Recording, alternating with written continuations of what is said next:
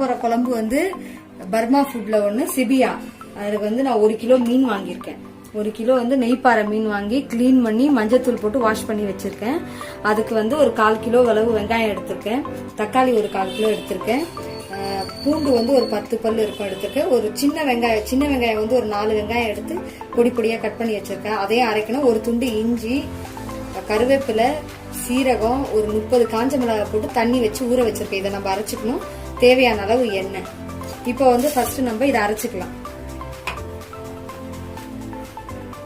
ஒரு துண்டு இஞ்சி, 10 பல்லு பூண்டு, இந்த கட் பண்ணி வச்சிருக்க பெருசு பெருசா கட் பண்ணி வச்சிருக்க வெங்காயம், இதை போட்டு ஃபர்ஸ்ட் அரைச்சிக்கலாம். இதோட சீரகமும் சேர்த்து குறைன்னு அரைச்சிக்கணும். ஒன்று பாதிமா அரைச்சிக்கணும். அரைச்சாச்சு. நம்ம வெங்காயம், இஞ்சி, பூண்டு, சீரகம் எல்லாத்தையும் அரைச்சாச்சு. வாங்க நம்ம போய் சமைக்கிறோம்.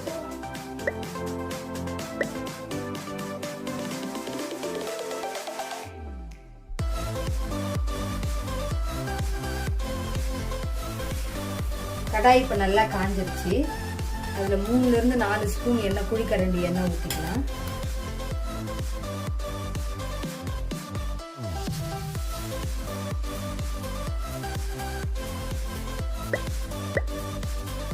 எண்ணெய் காஞ்சதும் கட் பண்ணி வச்சிருக்க வெங்காயத்தை போடணும்.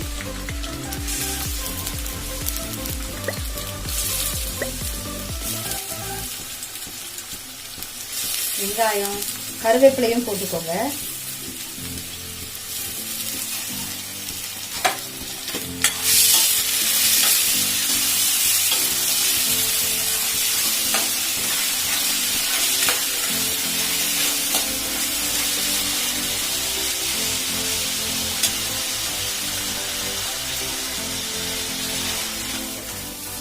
வதங்கிக்கிட்டே இருக்கு. ஒரு 5 நிமிஷம் நல்லா வதக்கணும். நல்ல செவச்சவன்னு வதக்கிட்டு கண்ணாடி பதம் மாதிரி வர வரைக்கும் நல்லா வதக்கணும். வெங்காயம் நல்லா வதங்கி வந்துருச்சு. அடுத்து நம்ம அரைச்சி வச்சிருக்க விழுத போட்டுடணும்.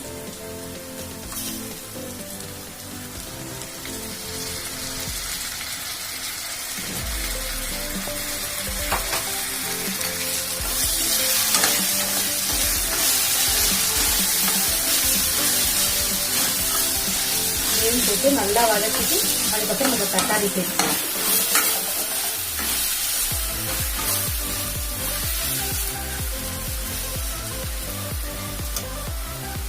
தண்ணி ஊற்றி ஊற வச்சிருந்தேன்.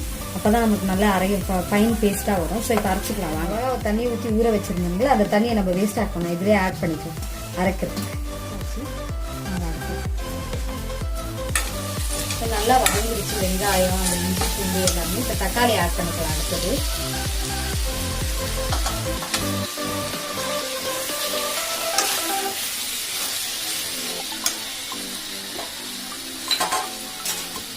தக்காளி நல்லா வதங்கிக்கணும். அது வரைக்கும் நமக்கு அதுக்கு தேவையான அளவு உப்பு போட்டுக்கலாம். இப்போ நம்ம உப்பு 1 ஸ்பூன் போட்டுக்கலாம். வெங்காயம் வதக்குற, தக்காளி வதங்குற அளவுக்கு. நல்லா வதங்கினதுக்கப்புறம் தேவையான அளவு உப்பு போட்டுக்கோங்க.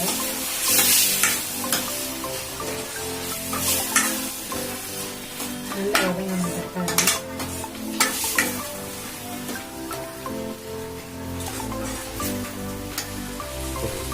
இப்போ வெங்காயம் தக்காளி நல்லா வதங்கி வந்துருச்சு. நம்ம அரைச்சி வச்சிருக்க மிளகா அந்த பேஸ்ட்டை போட்டு ஆட் பண்ணிக்கலாம். நல்லா போட்டு இதையும் நல்லா வதக்கணும். சுருள வதக்கணும். அந்த பச்சை வாசனை போற வரைக்கும் நல்லா வதக்கணும். இப்பதான் நமக்கு அந்த டேஸ்ட் கிடைக்கும்.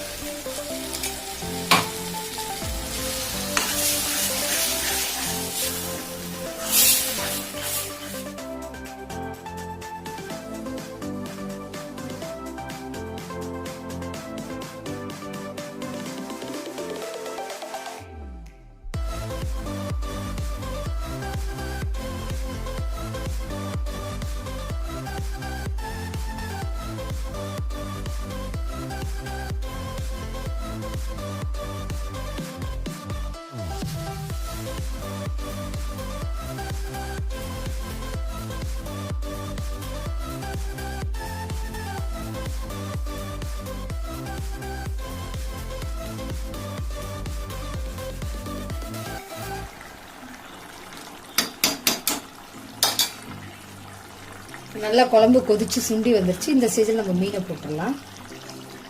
இது வந்து நெய்ப்பாறை மீன்.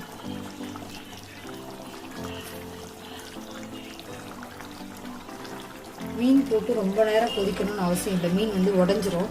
ஸோ 2 நிமிஷம் கொதிச்சா போதும்.